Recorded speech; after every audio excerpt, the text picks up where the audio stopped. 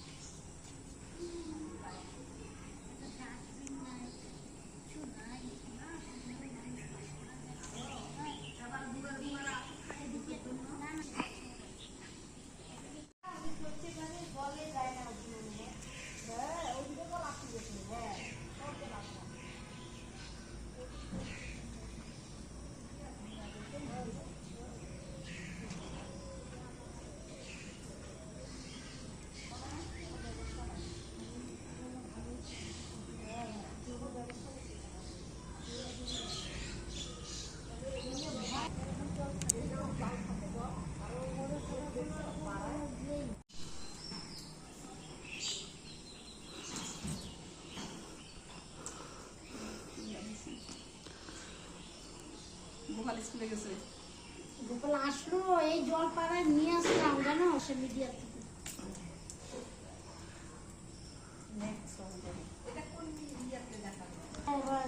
নিজে আমাদের টিভি ওটা তুলছে, টিভিতে দেখাবে, সব জায়গায় তোমার জলটা।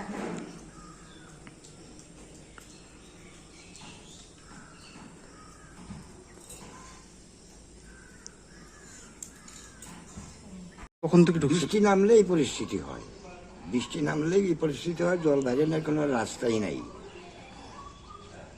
আচ্ছা, কি করব, আমরা খুব কষ্ট করতেছি, না আসতেছে গ্যাস, না আসতেছে জল, না আসতেছে দুধের মোটর সাইকেল নিয়ে। তারা বলে গেছে যে আমরা এইভাবে আর আসতে পারবো না।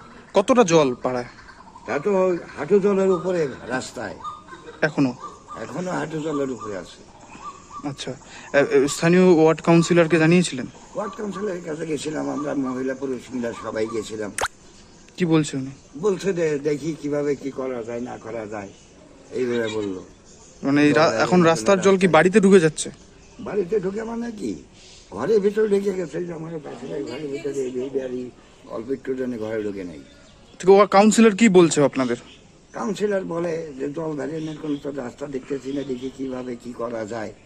তাও তো 2 দিন চলে গেল, কোনো খবর। এভাবে জল জমে থাকলে তো মশা মাছির উপদ্রব বাড়বে, রোগ ব্যাধি। মশা-মাছি তো দূরের কথা, মানে বৃষ্টি কমে গেলেও এই জল কমবে না, কারণ জলটা কইতে পারিবে, কমবে না। বৃষ্টি কমছে, এখন জল তো আর কমতেছে না।